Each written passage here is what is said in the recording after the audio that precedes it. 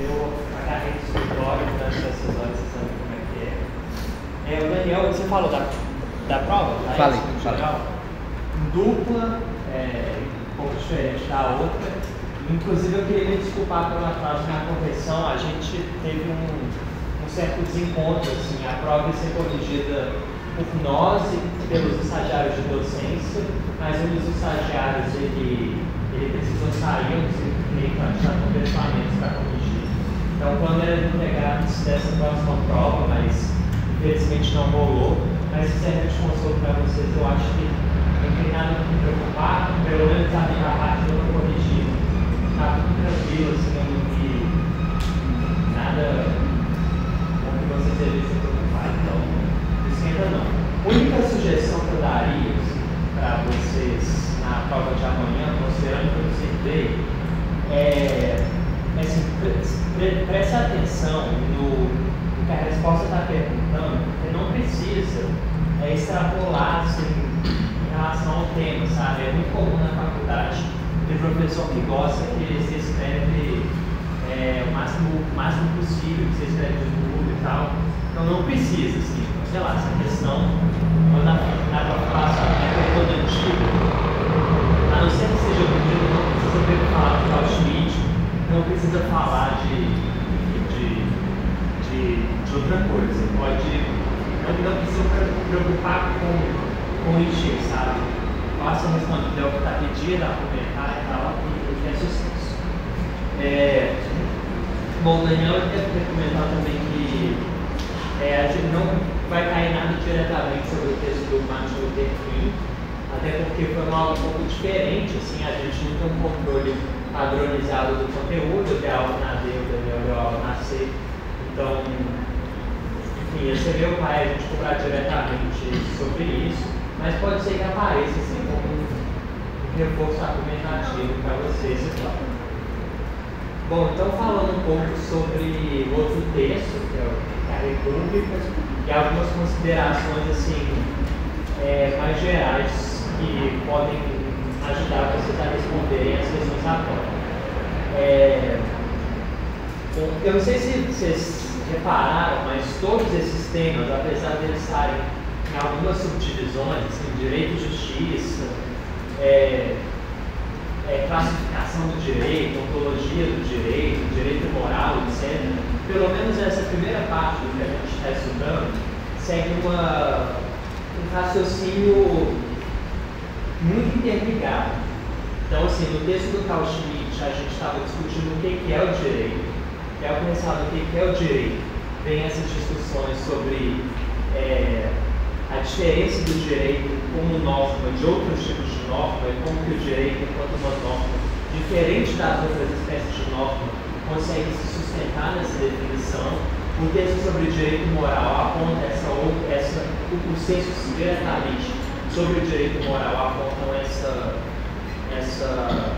dualidade mais concreta, assim, quando ela pelo menos surgiu historicamente no pensamento, de contrapor a norma jurídica com alguma outra espécie de norma. Enfim, então a gente consegue ver uma certa lógica geral que vai progredindo de um texto para outro.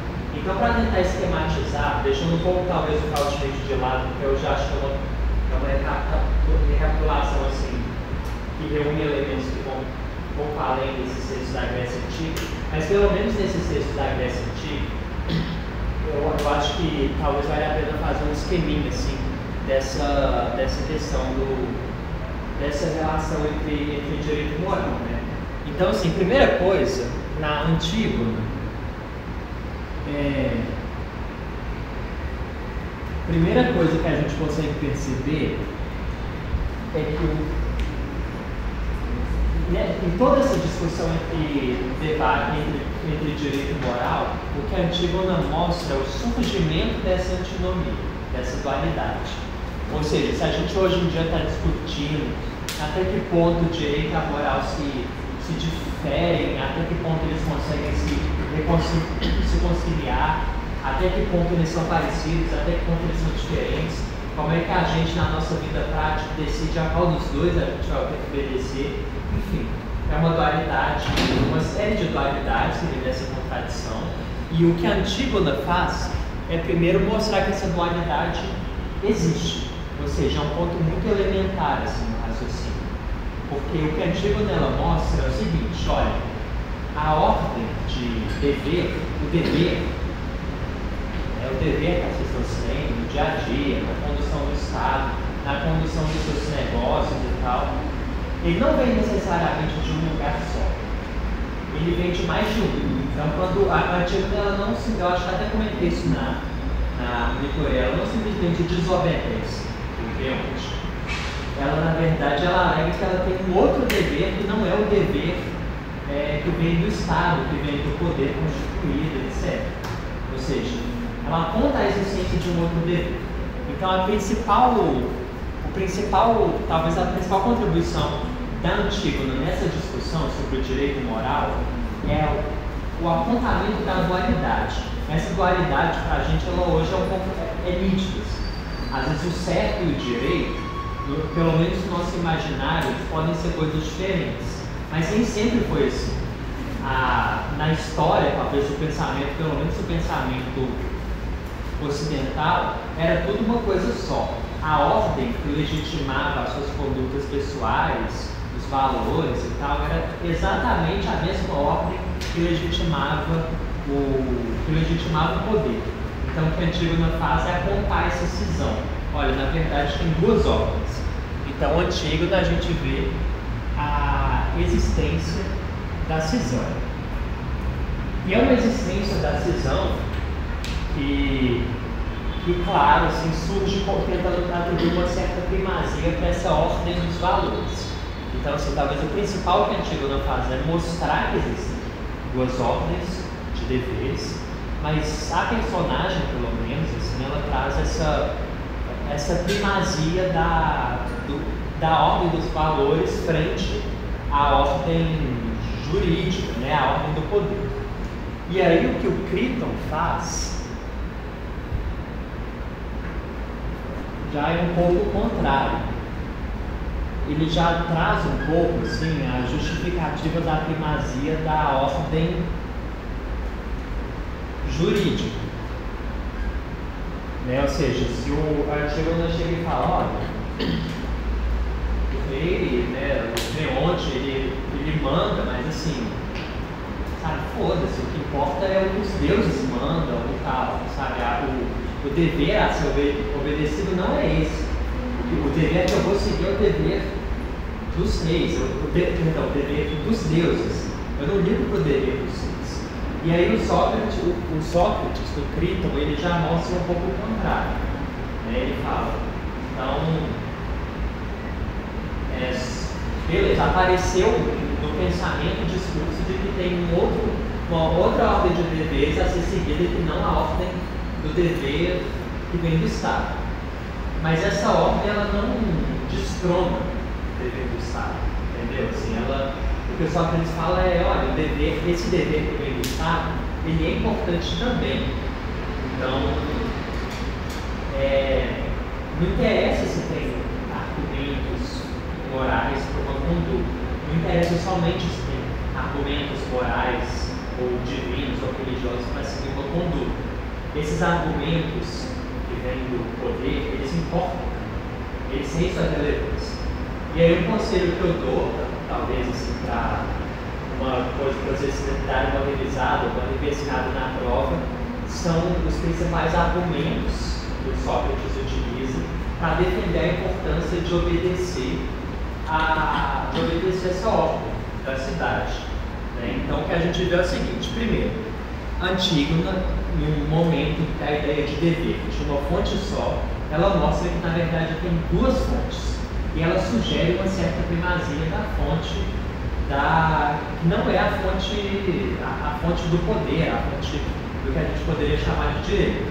O Sócrates, ele já faz o contrário. Ele fala, olha, o poder que vem do direito, ele é importante também. Então, assim, pensem comigo, se a gente somar um pouco o raciocínio da Antígona enquanto personagem, e o raciocínio do Sócrates, vocês conseguem ver que existe uma tensão justificada entre essas duas ordens, ou seja, elas estão brigando, né, a ordem moral e a ordem jurídica, e cada uma com bons argumentos para serem seguidas. Né? Se a gente for olhar o pensamento até aqui, a gente vê que não tem muito uma resposta, cada uma com seus bons argumentos e elas brigando umas com as outras. E, enfim, e a República, eu acho que dá para pensar como talvez um momento que se começa assim, eu não diria a tentar efetivamente superar essa contradição, mas é o primeiro passo para superar essa contradição. Porque eu não sei se vocês já repararam, mas tem alguns nomes, alguns valores centrais nesses textos da Antiguidade Clássica, eles se misturam muito assim, no contexto. Os principais deles são o bem e a justiça. Eu não sei se vocês já repararam, mas esses dois termos, eles podem perfeitamente ser apropriados tanto por essa ordem dos valores, quanto por essa ordem do direito. Inclusive, é uma coisa até meio ambígua, talvez talvez nos textos platônicos, assim, quando ele fala de justiça, né, ele está querendo falar de direito, está querendo falar do certo. Quando ele está querendo falar do bem, ele está querendo falar do certo, está querendo falar do bem da cidade, do bem coletivo e tal. Tá tudo muito misturado, sabe? Se você for, inclusive, na etimologia ali, né, do direito, da justiça, você vai ver que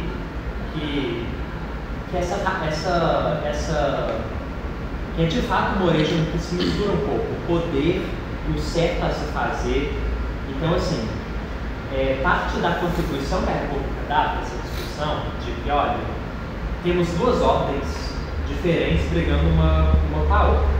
O que a República faz para tentar pensar no caminho, para eventualmente superar, é o seguinte, olha, vamos entender então, ver se isso faz sentido o que ela fala, vamos entender então o que configura cada uma dessas duas ordens. Porque parte do motivo dessa disputa entre direito e moral pode ser perfeitamente porque essas duas ordens reivindicam alguns conceitos em comum. Por exemplo, o conceito de justiça, ou o conceito de bem. Assim, é razoável pressupor que uma disputa qualquer, pense, sei lá, nas disputas aí ao longo do mundo, elas giram em torno de um denominador comum. A disputa é justamente tentar atrair determinada coisa para o seu lado, sabe? Então, assim, parte da disputa entre moral, direito, etc., pode ter a ver com isso, pode ter a ver com o fato de que certos conceitos eles são meio desequilibrados ali para os dois lados. E aí, o principal desses conceitos, eu diria que, inclusive, talvez o principal conceito que traz toda essa ambiguidade é o conceito de justiça, e que é o principal conceito desse livro da República. Então, nesse livro, toda a temática é discutir o que significa justiça. Enfim, existem duas posições que são as mais notáveis do texto, que é a do Sócrates e a do Trasímaco, e de certa forma, cada um traz esse conceito de justiça vinculado a cada uma dessas ordens, né, do certo e do direito. Então, o Trasímaco, ou melhor, do certo e do poder. Talvez seja mais preciso apontar a dualidade desse aspecto. Então, o Trasímaco, ele aponta que a justiça é aquilo que o governante fala que é justo, e o Sócrates diz que a justiça é fazer o bem. Eles têm um longo debate para enfim, chegar a algum lugar. O que eu quero chamar a atenção para isso é o seguinte: vocês conseguem perceber que, no fim das contas, essa não é só uma discussão sobre significado, essa é uma discussão também sobre direito e moral. O termo direito, ele tem origem na justiça, e frequentemente são até sinônimos, né? Justiça e direito. Hoje em dia, quando a gente fala de justiça, a maioria das vezes a gente está falando do poder judiciário, a gente não está falando do valor, justiça, de equidade e tal. Esse é um conceito que se mistura muito. Então, quando dá para fazer leituras diversas, né? Então, quando o Trazimo ele fala que a justiça é aquilo que o governante diz que é justo, se a gente pensar na equivalência entre justiça e direito, a gente até pode fazer uma leitura de que no positivismo jurídico existe um resquício do Trasímaco, né? Como dizer que o direito é aquilo que o governante, né, no caso do Estado Democrático de Direito, que a lei, que o Estado diz que é direito. Mas se a gente for pensar nessa tradução, né, se a gente for pensar na justiça como direito, a gente consegue ver que essa discussão ela serve inclusive para fundamentar o que é o direito. Então, eu quero trazer a atenção para essas ambiguidades semânticas e tal, porque tem várias reflexões legais que a gente pode fazer, dependendo de como que a gente pensa em cada um desses conceitos. Mas aí eu acho que o mais importante para o contexto é entender que talvez a gente consiga interpretar essa discussão como uma discussão que está entre o direito e a moral e que vem desde o lado antigo. Então, Sócrates, o Trasímaco, ele reivindica que esse conceito de justiça, ele é aquilo que o governante diz que é, e o Sócrates diz o contrário, que justiça é fazer o bem. E isso é importante para essa discussão de direito moral, porque justiça é um termo que está geralmente assim, aceito como aquilo que é o certo a se fazer. O certo a se fazer é o justo. E aí discutem, beleza, mas o justo é o que vem do poder, ou o justo é o que vem da moral, é o que vem da ética, é o que vem da religião, etc. Então, assim, quando a gente pensa que toda essa discussão, considerando o argumento que trazemos de que a justiça é o que vem do poder, e que o argumento do Sócrates de que a justiça é o certo a se fazer, quando a gente pensa que eles estão querendo reivindicar para si o conceito, para cada uma dessas origens, o conceito de justiça, partindo do pressuposto de que justiça é o certo a se fazer, então a gente consegue interpretar que cada um está manifestando de uma certa forma a origem do verdadeiro dever, do certo a se fazer. Dá para entender isso? Assim? Eles falam que se a gente parte do texto inteiro, a galera fala isso, olha, justiça é o que a gente deve fazer, a gente deve fazer o justo, etc. Beleza, o que é justo? Justo é o que vem do governante, ou justo é o que por outro motivo é o certo a se fazer? Então, vocês conseguem ver nessa discussão entre o debate entre o Trasímaco e o Sócrates, ao reivindicar para origens diferentes, para o conceito de justiça, que é o certo a se fazer, também é uma forma de discutir a origem do certo a se fazer, se é o poder ou se é o certo. Enfim, eu estou falando isso para tentar ligar de uma forma mais nítida o texto do Platão com o antigo grego Platão e também com o texto do Martin Luther King, que eu vou mencionar um pouco também. Então, assim, de modo geral, a República é um grande debate em torno dessas duas posições, entre a defesa de que a justiça é aquilo que o governante fala que é justo, e a defesa de que a justiça, na verdade, é fazer o bem, então, fazer o bem para as pessoas e tal.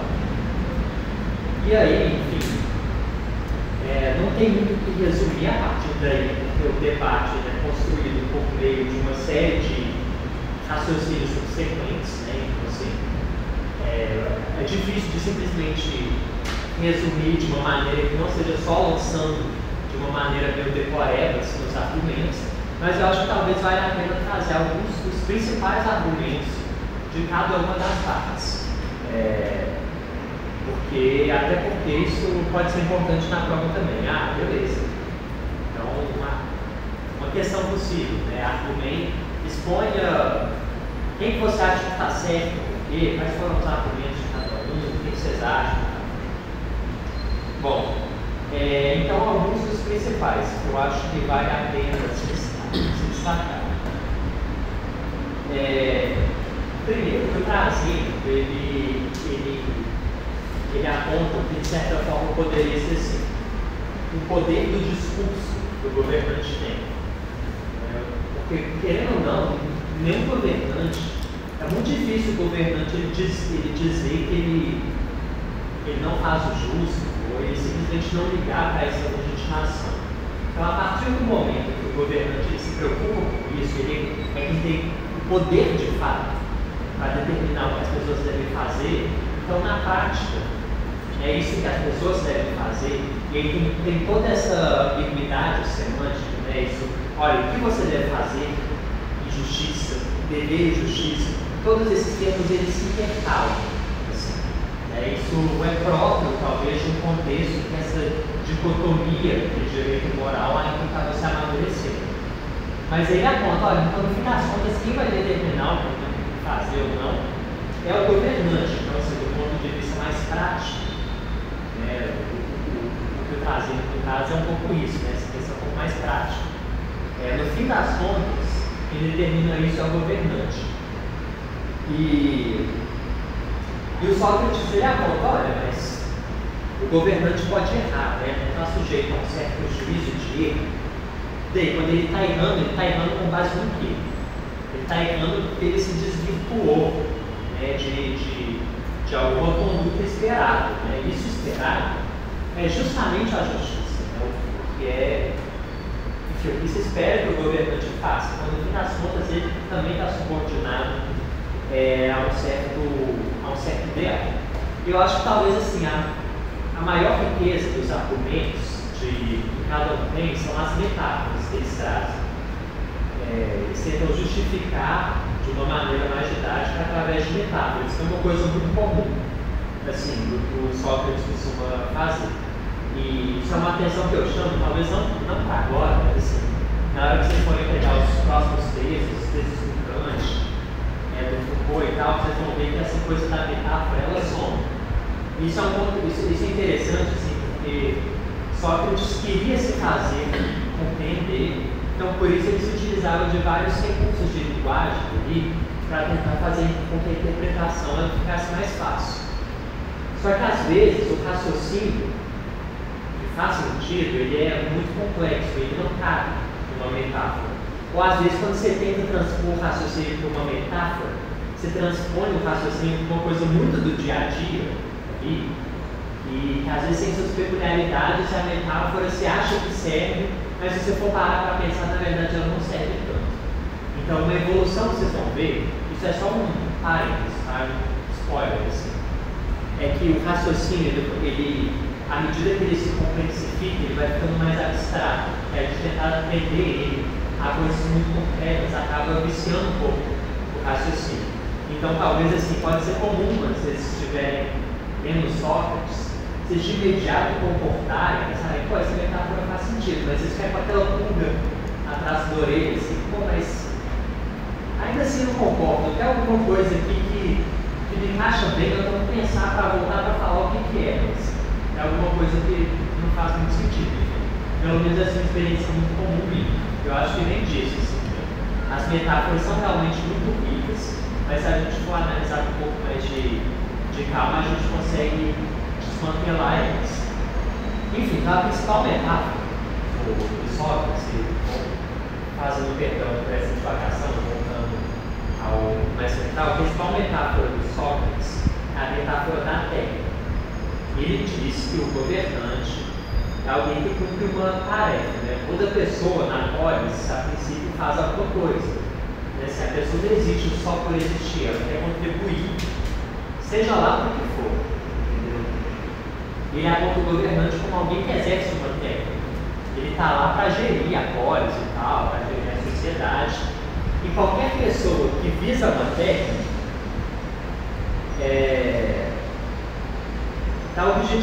qualquer pessoa que se utiliza de uma técnica está objetivando um determinado fim, ou qualquer pessoa que objetiva determinado fim precisa de uma técnica. Então, no fim das contas, se o governante o exercício do poder, às vezes, ele não é necessariamente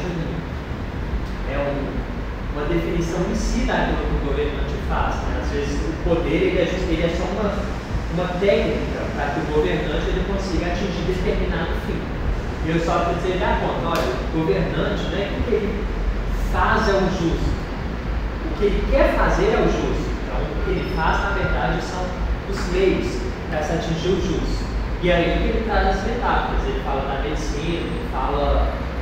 Eu acho que tem outro exemplo, mas esse da medicina é o mais importante. Assim, né? Ele fala que o objetivo do médico é cuidar do paciente. Então, assim, ainda que o médico ele se beneficie de alguma forma, né, através de uma remuneração, a conduta dele visa curar o paciente, tratar o paciente, senão a própria posição dele, né, de legitimação dele enquanto alguém que exerce uma profissão, etc., ela perde o sentido de ser. Né?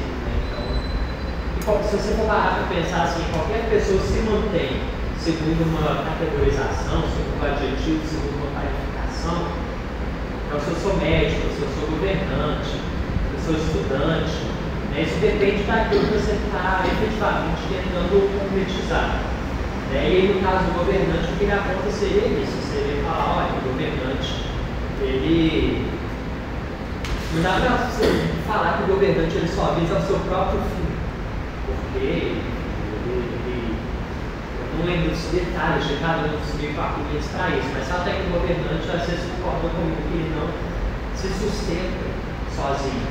Ou pelo menos ele não se define enquanto um governante, ele não é um governante, ele é um déspota e tal, mas o governante ele é aquele que visa o bem geral e tal. Então, no fim das contas, a justiça é o que visa o governante, assim como a saúde do paciente é o que visa o médico. E o Trazema que ele traz uma outra metáfora, né? Ele fala, olha, na verdade, beleza, só quer dizer, eu entendo que você está trazendo umas definições, você está tentando didatizar seu raciocínio, mas eu não concordo com essa metáfora. E aí, isso é uma dessas coisas interessantes que eu acho que dá para pensar. Né? Assim, a filosofia grega se baseia muito nessas analogias e elas parecem fazer muito sentido à primeira vista, e às vezes é só um pensamento um pouquinho mais abstrato que consegue superar, ficar refém, né, dessas analogias. E o que o Trazema faz é justamente apresentar uma outra analogia, né, que é a analogia do pastor, né, com suas ovelhas. Ele fala, olha, o pastor ele ainda é uma figura que exerce um papel e tal, só que é um papel que visa manipular uma certa massa, apesar de oferecer umas certas concessões nessa massa, porque assim, claro que o pastor em alguma medida se preocupa com o benefício das ovelhas, mas no fim das contas é para o benefício próprio. Então o fim último da conduta do pastor é o seu benefício, e o que ele determina que as ovelhas façam, ou seja, o dever que ele impõe às ovelhas, é para o fim dele mesmo, não para o fim das ovelhas. Né? Então por isso que a justiça, ela, segundo essa analogia do Trazema, ela poderia estar vinculada com a mera determinação do governante. Enfim, o Sócrates ele reconhece a dificuldade de argumentar com base nessa metáfora, mas ele conclui, resumindo, que o homem justo ele é aquele que se diferencia do seu oposto. Então, só para fazer uma ponte para essa coisa das analogias, o que o Sócrates faz é justamente tentar superar um pouco isso. Ele fala, olha, beleza, não dá para a gente ficar fazendo comparações infinitas. Então vamos tentar pensar um pouco no sentido da coisa. Qual que é o oposto de um homem justo? Qual que é o oposto de um homem virtuoso? Nessa lógica de pensar nos opostos e tal, ele consegue ir aproximando do ideal de justiça, esse ideal de que no fim das contas o que determina a justiça é fazer o bem. Então o verdadeiro significado de justiça seja fazer o bem. O que não significa que quem diz fazer a justiça faça mesmo bem, ou que o governante manda as pessoas fazerem dizendo que é o justo a se fazer. Isso de fato é fazer o bem, mas enfim, o fato é que ele consegue chegar numa espécie de abstração ali, num significado mais fechado em si do conceito de justiça. Então, enfim, sobre a República, o importante que eu acho é, primeiro, entender que essa é uma discussão, apesar de não parecer a primeira vez, que está relacionada com toda essa discussão de direito moral, e que o conceito de justiça é um conceito fundamental nessa dualidade. Segundo, vale a pena vocês darem uma passada de olho nos principais argumentos de cada um desses principais interlocutores, e eu acredito que talvez os argumentos mais ricos sejam esses das metáforas, que cada um deles apresenta. Claro, você já começou, Daniel? Só para ter noção, ok? Sim. Sim. Então já está com um tempo bom, né? Acho que eu vou, assim, só para, apesar de não cair diretamente na prova, se vale a pena só dar uma recapitulada, assim, de umas noções gerais. Pode? Do Martin Luther King? Passei. Passou? Passei. Falou? Só de curiosidade, assim. Desobediência civil, lei justas e injustas, esse tipo de coisa. Entendi. Bom, então, só algumas reflexões assim, mais próprias sobre o Martin Luther King, por algumas coisas que eu comentei na aula dele. O texto do Martin Luther King, a gente talvez consegue colocar nessa cronologia, assim, nessa espécie de linha de progressão do debate entre direito e moral tentando se resolver. Então, o texto do Martin Luther King, ele é aquele que talvez, depois de apontar a existência do debate, de apontar os méritos de cada uma das ordens, né, de mandamento, o poder e a moral, depois de tentar aprofundar um pouco melhor no que define cada um desses conceitos, no texto do Martin Luther King, a gente tem um exemplo de uma tentativa concreta no dia a dia de contradição, quer dizer, de superação dessa contradição. Então, até agora a gente só viu a contradição. A superação dessa contradição, ela vem, pelo menos em primeira medida, no texto do Martin Luther King. Porque o que o Martin Luther King almeja é precisamente a mudança da lei e não a supremacia da moral pela lei, não a anarquia. Ele ainda visa a lei e ele, se rebelando contra a lei, ainda em certo grau age conforme a lei. Porque assim, a lógica da desobediência civil é desobedecer à lei, né, como o próprio nome diz, a fim de influenciar outras pessoas, para que essas pessoas pressionem a mudança e retirem a eficácia da lei, ou seja, a lei não vai valer de nada se as pessoas elas simplesmente não cumprem a lei, mas tudo isso de uma certa forma agindo dentro do macroescopo da lei, porque a noção central, assim, eu acho, da desobediência civil é pensar o seguinte: a lei, eu não sei se vocês já pegaram essa viagem, assim, mas a princípio ela não te obriga a fazer nada. O que a lei faz é determinar as consequências para a sua conduta. Não é ela que te obriga, ela determina as consequências da sua conduta. E no âmbito mais imediato são coisas um pouco diferentes. Se agir de uma certa forma, saúde. E sofrer consequências de uma conduta. Inclusive, então, até uma coisa que o Carl Schmitt, assim, ele passa essa reflexão assim, do texto dele, que é o seguinte: olha, o crime ele não é necessariamente contra a lei. Na verdade, o crime ele está dentro do conceito de lei, porque o crime nada mais é do que aquela conduta que vai desencadear uma determinada espécie de sanção. Então, no fim das contas, a lei como sistema, né, ela funciona independentemente do crime ou não. O crime ele é uma peça desse sistema da lei, porque ela dá uma resposta para o crime.